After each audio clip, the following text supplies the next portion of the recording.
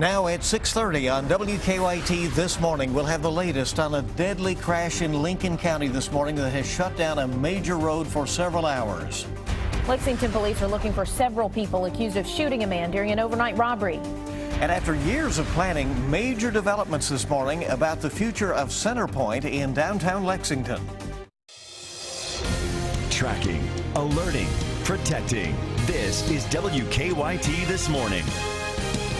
Good morning to you from WKYT on your Wednesday as we roll through Derby Week in Kentucky. I'm Bill Bryant. And I'm Rebecca Smith. We've been enjoying some lovely, lovely temperatures. It's been a little on the chilly side, but it's been great. It really has, and a lot of sunshine. You know, that makes all the difference. It does. Doesn't it? It makes Let's you check Micah, who's tracking that for us. And we have, some showers maybe tomorrow? Yeah, maybe tomorrow. I think that's your best bet at about 40%. You can see this morning, look at all this sunshine and all these shots.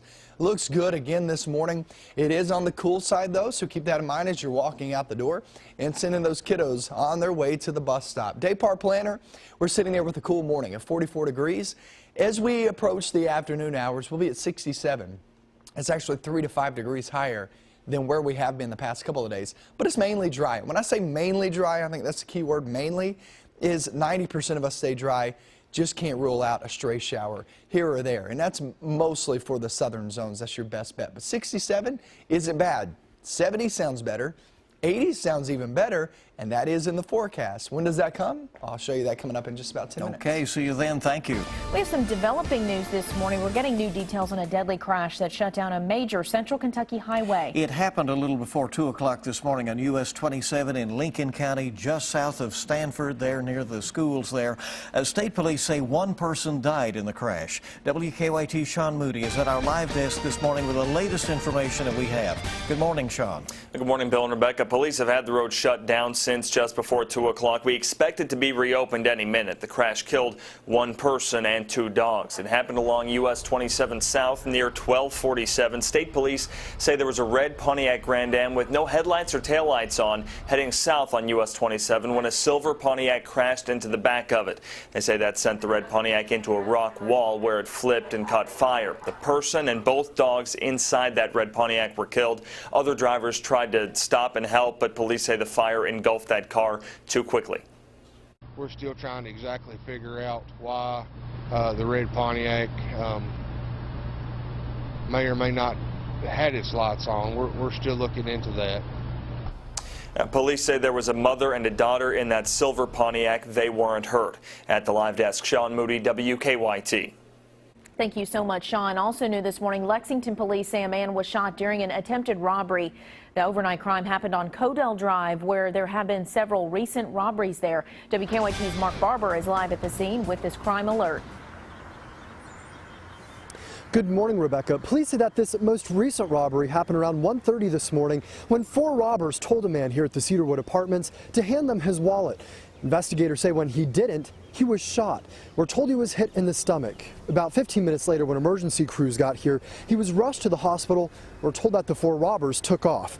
Officers say they are working to get more information from the man who was shot, but they tell us it could take some time because he is being treated for the gunshot wound at UK Hospital, and there is a language barrier. Now, there have been several recent robberies in this area of Codell Drive. In 2 of the robberies, victims had cars and wallets stolen from them at gunpoint. Investigators tell us if you ever feel like something isn't right, acting quickly could save your life. Take heed, trust your gut. It's typically right, and make changes. If you feel that way, drive around the block again, call the police, call a friend, call a neighbor. But just pay attention to what you feel and listen to those feelings. As for the robbers in this most recent case, investigators say they took off after the shooting. Police brought in canines to search for them, but so far no arrests have been made.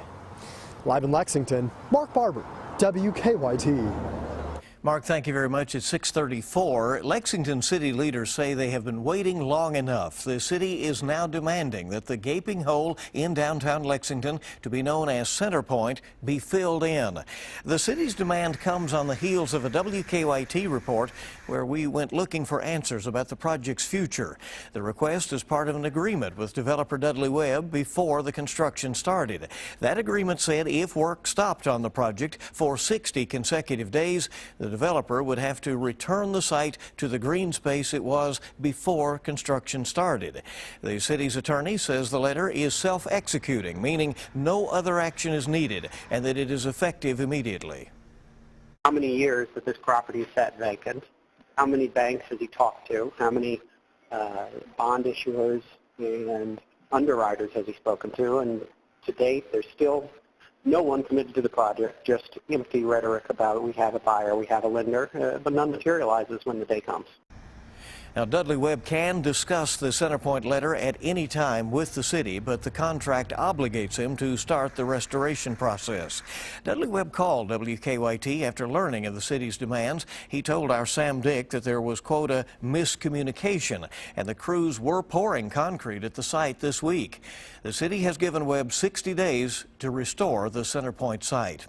The Webb company got the green light to start building back in May of 2008. That's when the demolition project started. A year later, Dudley Webb announced that grass would be planted on the then vacant lot. The block was used for the FEI World Equestrian Games back in 2012, some of the events surrounding that.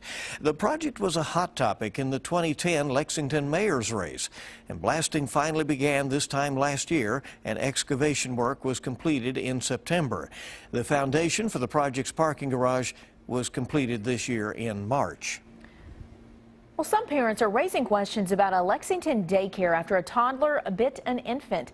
Emily Keene says she's been taking her 5-month-old baby Michael to an in-home daycare on Raleigh Road. She says her son was bitten while the owner of the daycare was taking a smoke break. Keene says what frustrates her most is that her son was helpless. He can't say help, he can't get up, he can't move away. He just literally had to lay there and let this kid do it. And that's what it absolutely drives me crazy every time I think about it.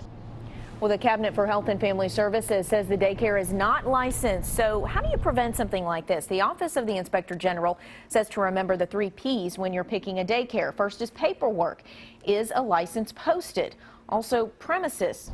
Tour inside and outside the daycare center, and programming. Observe the interaction between staff and children. Well, friends of a murdered Lexington pizza delivery driver say they are relieved now that a suspect is behind bars. Antonio Lewis pleaded not guilty yesterday to charges of murder and robbery and the death of 22-year-old Salahuddin Jitmood. He was found stabbed to death last weekend at an apartment on Trent Circle. Jitmood's friends say the family couldn't have peace until police found the person who killed him. Police say more arrests are possible. Well, the arguments have now been made, and everybody waits for the U.S. Supreme Court to decide if Kentucky's ban on same-sex marriage is constitutional. Lawsuits challenging gay marriage bans in Kentucky and 3 other states were brought to the U.S. Supreme Court yesterday. Cameras are not allowed inside the courtroom, but audio recordings from inside have been made public. Many listened for indications from Chief Justice John Roberts and Justice Anthony Kennedy, widely seen as potentially deciding votes. You say join in the institution. The argument on the other side is that they're seeking to redefine the institution. This definition has been with us for millennia, and it's very difficult for the court to say, oh, well, we know better. The Supreme Court is not expected to make a decision on same-sex marriage until sometime this summer, likely late June. The NAACP president locally says minority employees face retaliation in Fayette County schools. The organization made the claims during a school board meeting Monday. According to the Herald Leader, the president of the Lexington chapter says minority employees are being threatened with the loss of their jobs because of the pending Human Rights Commission complaint against the Fayette County Public Schools. Acting Superintendent Marlene Helm told the paper that the district is committed to treating all employees with fairness, respect, and dignity. She also said that if there are any problems that they want to be made aware of those in order to solve them and address them head on. Well, new this morning, the old Fayette County Courthouse on Main Street could be getting a makeover. Our news partners over at the Herald Leader report that a Lexington developer and Louisville firm could be project managers for the renovation. The old courthouse was opened 115 years ago, and city leaders say $38 million is needed to fix it. The crumbling courthouse was closed 3 years ago. It's always great to see historic buildings being restored. There's a lot of focus on that here in Lexington, and really an important job for a lot of us to remember these old structures and do things about them. put $22 million in his budget proposal to get that all started. He has signaled it's a priority. Yeah, it's on a lot of stationary and iconic literature about Lexington. 6:40 is our time. Let's check now to see how traffic is moving out there this morning. Go out to Officer Don with a check on live drive traffic. Good morning, Don. Good morning. The Circle looks okay. We just checked things all around the city, and the slowest traffic's on the inner loop approaching Liberty. The milling and paving project will continue today on Man o' War. That's going to be between Richmond Road over to Alumni, even as far up as Tate's Creek Road. So expect delays on the inner loop of Man o' War throughout the day. They'll probably start after 9 this morning for the most part. Live look at Broadway and High Street. On our Waze map, we're okay heading toward downtown on South Broadway. North Broadway looks okay and no major problems there on the north side. We'll check that while we're at it. At Russell Cave in the Circle, still one cycle of light. Now back to you in the studio. Hey, Don, thank you so much, and good morning again to you. It's so nice to have you along on WKYT this morning on your Wednesday. Hope you're having a great start to your day. The Derby is still days away, but there's a lot leading up to the big race to get you in the spirits. We'll have a look at some of the happenings going on today and tomorrow. That's coming up. Really doesn't matter where you look, it is beautiful outside. Few clouds overhead this morning, but does that mean some rain's on the way? Not so much for today, but tomorrow, yes. I'll show you that and how much you can expect coming up next.